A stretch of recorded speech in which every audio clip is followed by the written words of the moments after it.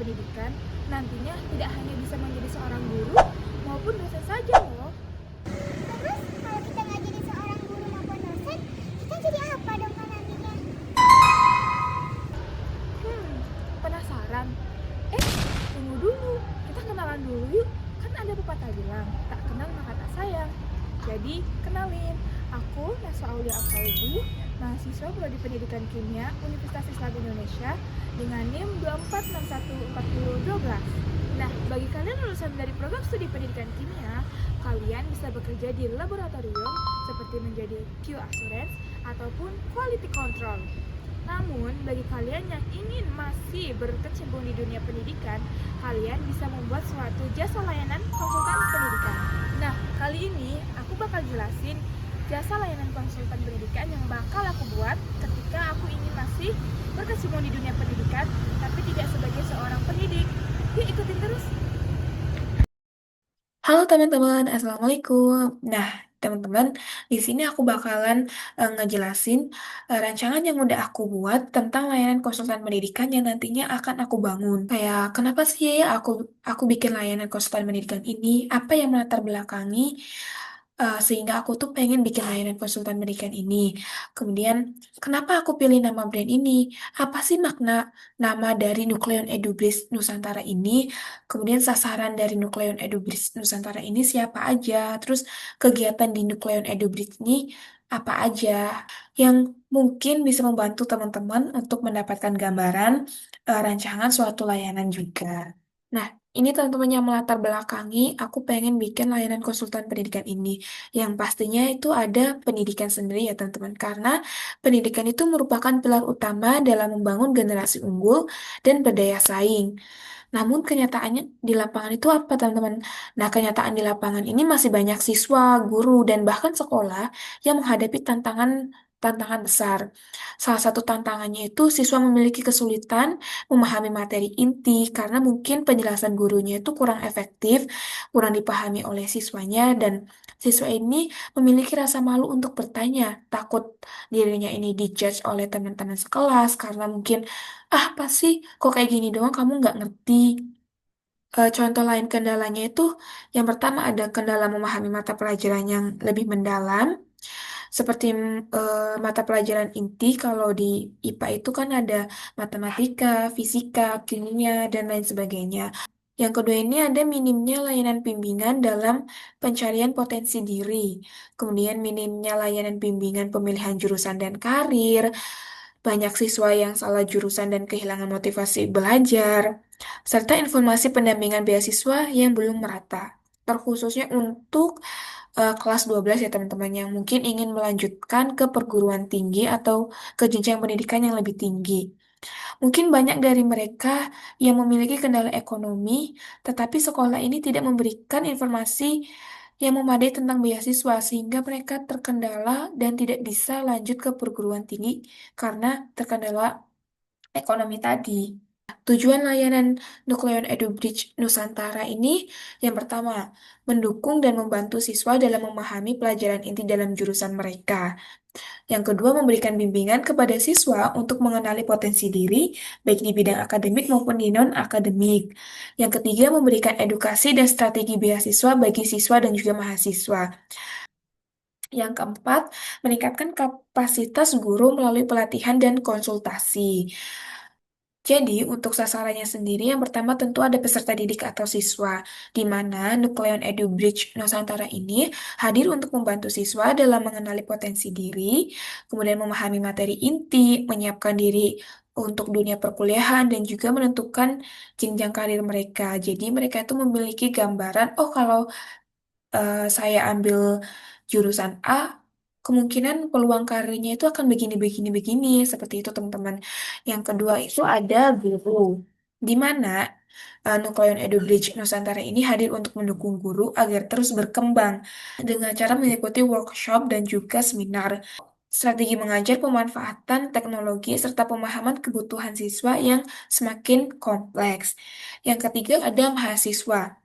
Nah, untuk mahasiswa sendiri mirip seperti untuk peserta didik, teman-teman. Jadi di sini NIBN atau Nucleon Edu Bridge Nusantara ini hadir untuk membantu mahasiswa mengenali potensi diri mereka, serta menyiapkan diri mereka untuk menghadapi dunia kerja atau karir.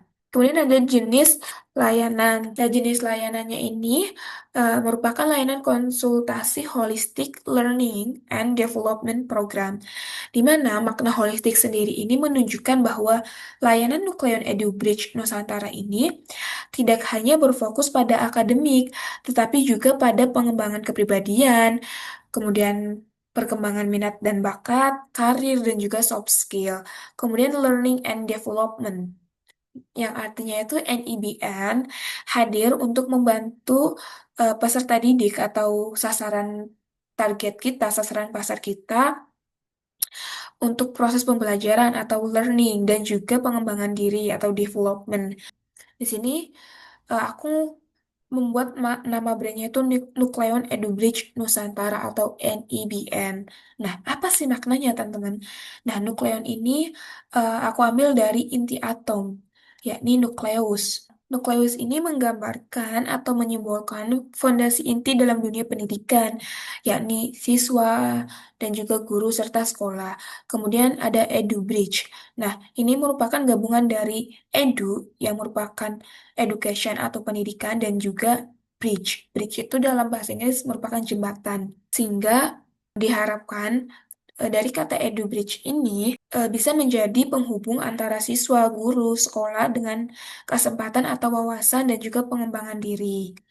Kemudian ada Nusantara yang artinya itu wilayah atau Indonesia, yang diharapkan jasa layanan ini akan menunjukkan identitas kebangsaan dan jangkauan layanan yang nasional dari Sabang sampai Merauke, yang semoga akan memberikan kesan bahwa layanan ini cocok dan relevan untuk konteks pendidikan di negara Indonesia. Kemudian ada bentuk layanan. Dan bentuk layanan yang ada di Nucleon EduBridge ini, yang pertama ada pengenalan, kemudian konsultasi minat bakat, pemilihan jurusan agar selaras dengan orientasi karir yang diinginkan.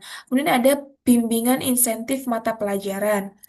Seperti pada latar belakang ya teman-teman, kita akan membantu siswa yang memiliki kesulitan dalam memahami mata pelajaran seperti kimia, fisika, kemudian geografi, geologi, atau sejarah, melakukan pendampingan, persiapan, dan strategi beasiswa. Karena beasiswa ini cukup rumit ya teman-teman, mulai dari administrasinya, persyaratan-persyaratannya, dan strateginya itu apa, supaya kita bisa lolos di beasiswa yang kita tuju.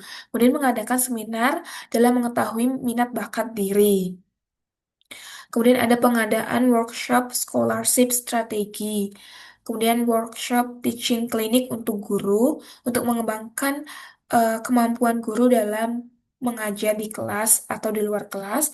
Kemudian mengadakan program rutinan EduBridge Talk. Nah, program ini teman-teman merupakan program evaluasi untuk jasa layanan kami, sehingga kami itu bisa terus memperbaiki fasilitas, layanan-layanan yang ada dalam jasa layanan kami. Di sini aku bakalan ngebahas RAB. Berapa sih biaya yang kita butuhkan untuk membangun Nucleon EduBridge Nusantara ini? Sebenarnya teman-teman, RAB ini bisa balik lagi ke teman-teman, disesuaikan dengan besar atau kecilnya layanan yang bakal teman-teman bikin. Kemudian sumber daya, kemudian banyaknya kelas.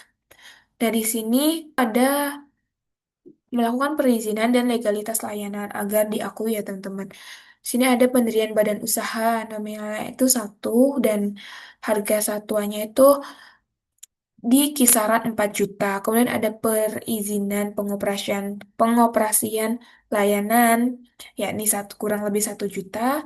Hosting atau penyimpanan dalam web yang nanti akan kita buat, kan kita memerlukan penyimpanan. Ini di kisaran 500.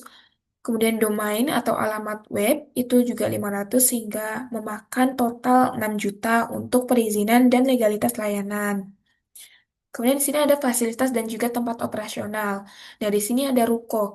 Jika teman-teman belum memiliki tanah atau menyewa ruko, teman-teman bisa mencari atau survei terlebih dahulu dan membandingkan harga yang paling murah, sehingga teman-teman itu bisa dapat rancangan biaya anggaran yang lebih minim. Di sini itu ada ruko yang sat- kita ambil per 1 tahun, di mana 1 bulannya itu 2 juta, dan berarti kalau kita ambil 1 tahun itu berkisaran 24 juta. Kemudian ada kelengkapan sarana prasarana seperti meja, kursi, dan perlengkapan kantor. Ini kita ambil satu set, yakni 6 juta, di angka 6 juta. Kemudian ada biaya promosi, itu untuk 1 tahun 500. Kemudian ada biaya sehari-hari, ada wifi, air, dan juga listrik. Di sini memakan biaya 4.200.000. Kemudian ada laptop, printer dan alat scan, proyektor, kemudian alat tulis. Untuk laptop ada di 2 pieces dan di harga 10 juta. Untuk printer dan alat scan ini 2,5 juta. Proyektor ini 3 juta. Dan balik lagi teman-teman, teman-teman bisa menyesuaikan ini dengan budget teman-teman sendiri. Nah, di sini subtotalnya itu ada 50.900.000. Kemudian ada sumber daya manusia atau SDM. Yang pertama ada pengembangan materi seperti uh, presentasi, buku panduan atau modul yang nantinya akan disampaikan oleh guru-guru yang nantinya akan mengajar di kelasnya, yakni kita anggap itu 3 juta, teman-teman. Kemudian admin layanan. Admin layanan ini yang melayani uh, para customer yang mungkin bertanya melalui online chat, online media online, itu ada di 1 juta untuk 1 orang. Kemudian ada biaya promosi. Nah, biaya promosi ini bisa brosur dan lain sebagainya. Itu ada di angka 1 juta juga. Dan total dari anggaran, rencana anggaran biaya SDM ini ada di 5 juta. Promosi layanan pendidikan ini bisa berupa brosur dan banner, kemudian akun media sosial. Nah, bisa juga berupa merchandise atau hadiah bagi peserta didik sebagai reward di setiap akhir periode atau sebagai reward challenge di media sosial seperti di Universitas Islam Indonesia sendiri yang sekarang itu marak sedang dibagikan stiker, dan itu sebagai salah satu strategi promosi ya teman-teman. Untuk total keseluruhan anggaran sendiri ada di 3.500.000. Kemudian ada RAB, layanan pelatihan konsultan. Di sini yang pertama ada layanan pengembangan dan pengenalan minat bakat atau sebagai pematerinya ya teman-teman. Itu ada 1 orang, yakni di angka 2.500.000. Kemudian ada layanan bimbingan mata pelajaran. eh, dan layanan kelas beasiswa ini untuk pemateri itu ada di 2.500.000 semua, yang menghabiskan keseluruhan itu ada di angka 7.500.000. Kemudian ada fasilitas kegiatan tambahan di layanan yang akan kita buat.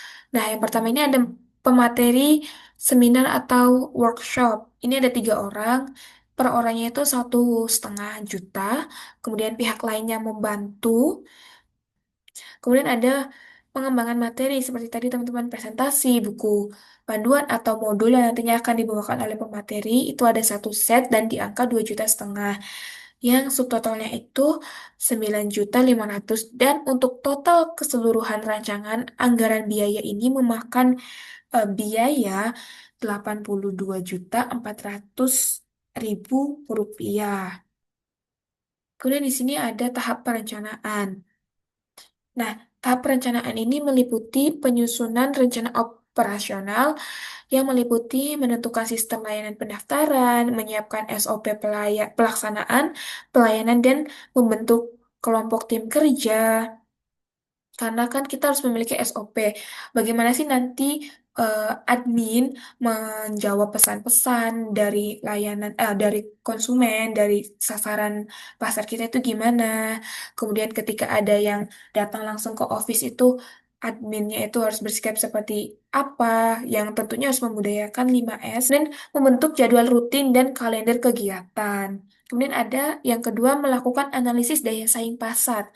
Nah, kita ini harus mengidentifikasi kebutuhan layanan, kemudian analisis peluang sekolah, kemudian meneliti kompetitor dan kompetitor yang juga menyediakan jasa layanan konsultan.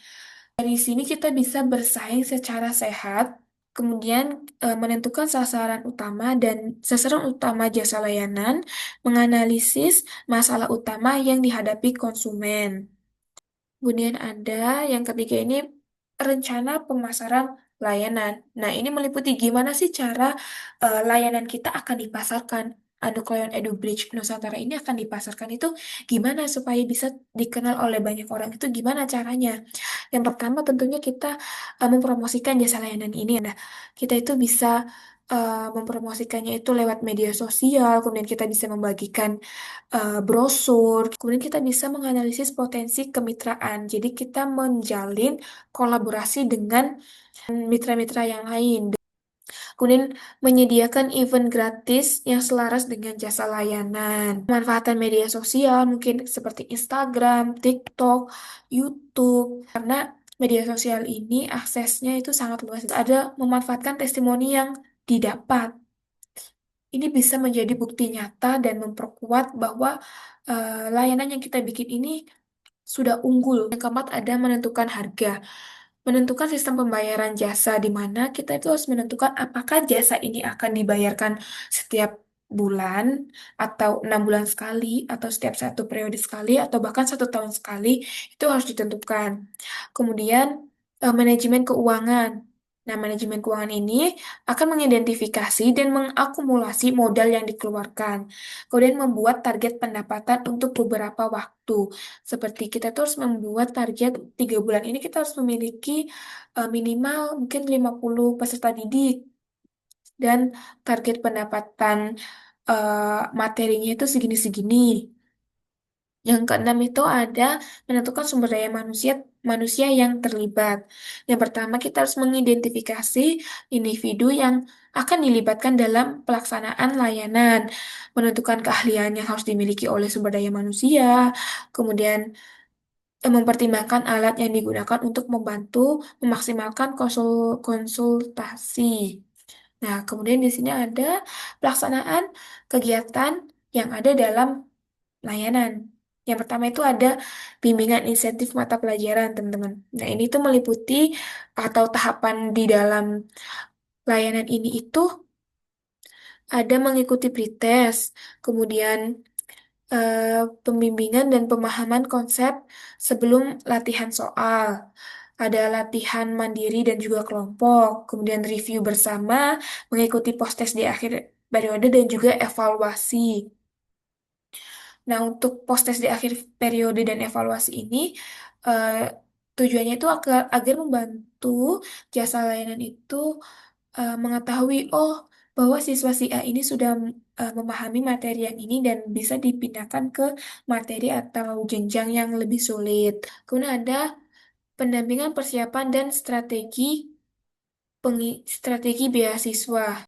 Nah, untuk pendampingan persiapan dan strategi beasiswa ini memiliki tahapan itu ada pengisian Google Form, di mana pengisian G-Form ini bisa dimulai dari identitas diri, kemudian tujuan memilih beasiswa, dan beasiswa apa yang diprioritaskan atau mereka ini mengincar beasiswa di dalam negeri atau di luar negeri.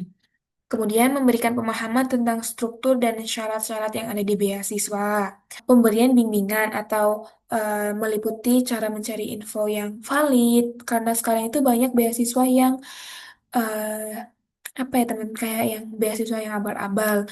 Kemudian bagaimana caranya membuat CV, kemudian cara membuat motivation letter dan juga esai. Kemudian nanti akan diadakan juga simulasi wawancara. Kita nanti akan memberikan tips and trick bagaimana sih cara menjawab eh, pertanyaan-pertanyaan yang diajukan oleh pihak beasiswa. Kemudian ada praktik pengerjaan tahapan. Nah, setelah kita memberikan semua tahapan seperti pemahaman tentang struktur dan juga syarat beasiswa, cara mencari info, membuat CV, motivation letter, dan esai, kemudian simulasi wawancara. Nah, ada praktik pengerjaan tahapannya. Seperti kita mengadakan ujian untuk eh, kegiatan ini. Nah, yang keempat ada pengadaan seminar dan minat bakat yang dimulai dari pembukaan acara, kemudian pengenalan singkat tema dan juga pemaparan materi dari pemateri atau dari narasumber. Kemudian melakukan refleksi diri secara sederhana dengan melakukan pengisian Google Form seperti apa hobi mereka, kemudian mereka mungkin unggul di mata pelajaran apa, dan sejauh ini apa saja kegiatan yang mereka tekuni, dan mereka ini memiliki hobi yang selaras atau tidak dengan kegiatan yang telah mereka tekuni. Kemudian ada sesi tanya jawab, di mana ini akan berjalan secara dua arah antara narasumber dan juga audiens. Kemudian mengadakan workshop strategi beasiswa. Nah, workshop strategi beasiswa ini berbeda dengan kegiatan yang pendampingan persiapan dan strategi beasiswa ini, ya, teman-teman. Karena yang ini itu lebih insentif, lebih mendalam dan terperinci, sedangkan yang workshop ini mungkin hanya di lapisan dasar. Yang pertama itu tentunya ada pembukaan acara, pengenalan singkat eh, tentang tema, kemudian cara mendapatkan info beasiswa, dan membedah dokumen yang dibutuhkan, kemudian tips persiapan mental. Nah, di sini tuh hanya membedah dokumen, ya, teman-teman. Jadi kita membedakan agar eh, mereka ini yang mengikuti eh, layanan ini itu tidak merasa dirugikan, karena untuk untuk pengadaan seminar dan workshop ini mereka tidak harus join atau tidak harus bergabung dalam layanan konsultan ini secara satu periode atau beberapa bulan, tapi bisa hanya di satu tanggal di mana dilaksanakannya workshop dan seminar itu. Kemudian ada workshop coaching klinik untuk guru yang berisikan pembukaan acara, kemudian inti acara yang meliputi ada strategi pembelajaran, kemudian pembelajaran yang kolaboratif, strategi penyampaian materi, dan strategi melakukan pendekatan kepada peserta didik. Kemudian ada simulasi penerapan di lapangan, yakni kemudian ada pemberian penilaian dari peserta didik, evaluasi setelah dilakukannya penerapan di lapangan. Jadi, workshop untuk guru ini atau workshop coaching klinik untuk guru ini tidak dilangsungkan secara satu hari, melainkan bisa 2 sampai 3 minggu. Kemudian ada program rutinan EduBridge Talk yang berisi evaluasi untuk program layanan kami, yakni dengan mengisi G-Form evaluasi. Nah, kemudian ada tahap evaluasi untuk agar jasa layanan kita ini bisa terus semakin baik ke depannya, teman-teman. Yang pertama ini ada jenis-jenis evaluasinya.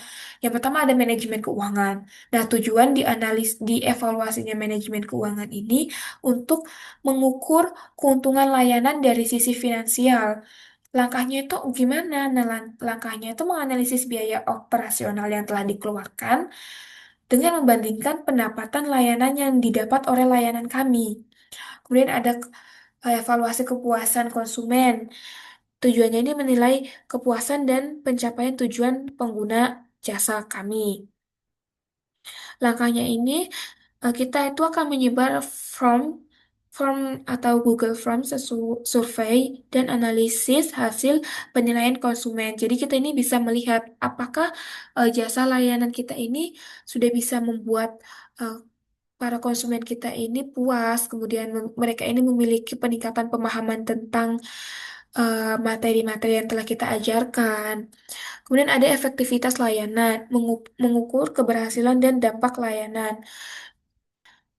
Untuk langkahnya ini menyusun indikator, kemudian membuat laporan evaluasi dan analisis testimoni. Kemudian ada promosi layanan, yakni tujuannya ini menilai efektivitas promosi untuk menarik konsumen. Langkahnya ini evaluasi hasil strategi pemasaran online maupun offline. Kemudian ada evaluasi kebutuhan. Kita itu akan mengecek kecukupan dan relevansi kebutuhan layanan.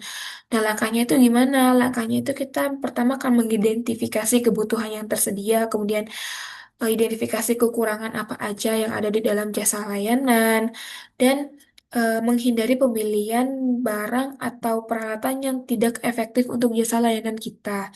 Kemudian ada perkembangan layanan, yakni tujuannya ini menilai potensi pengembangan dan daya saing ke depan. Kemudian Langkahnya itu ada evaluasi kelayakan sumber daya manusia dan sarana, kemudian memperbarui layanan dan melakukan inovasi agar jasa layanan kita ini selalu sesuai dengan zaman, teman-teman, dengan perkembangan zaman, kemudian dengan perkembangan teknologi juga. Daftar pustaka ini dari Asih, Hidayati, kemudian dan juga Rahmawati. Nah, semoga dengan adanya pemaparan video ini dapat membantu kalian semua untuk membuat atau mendapatkan gambaran tentang rancangan rancangan suatu layanan. Terima kasih. Wassalamualaikum warahmatullahi wabarakatuh.